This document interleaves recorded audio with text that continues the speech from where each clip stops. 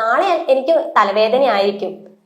അപ്പൊ നിങ്ങൾ പറയും ചുമ്മാ പറയുകയാണ്, അല്ലെങ്കിൽ ഇത് നിന്റെ തോന്നലാണ്, അത് തന്നെയാണ് നിനക്ക് എപ്പോഴും തലവേദന ഉണ്ടാവാൻ കാരണം എന്ന് പറയും. പക്ഷേ ഇതൊരു സത്യമായ കാര്യമാണ്. ഈ തലവേദനയ്ക്ക് 4 സ്റ്റേജ് ഉണ്ട്.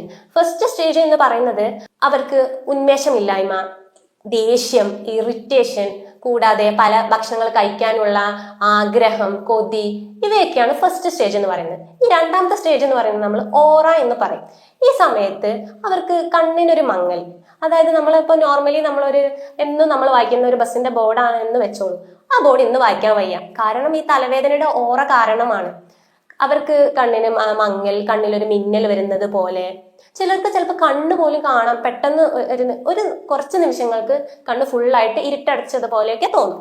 ഇനി മൂന്നാമത്തെ സ്റ്റേജ്, അതാണ് അതികഠിനമായ തലവേദന. തലയുടെ വലതുഭാഗത്തോ ഇടതുഭാഗത്തോ, കൂടാതെ ഈ കാഴ്ച മങ്ങലും കൂടിയിട്ടുള്ള നല്ല രീതിക്കുള്ള തലവേദന.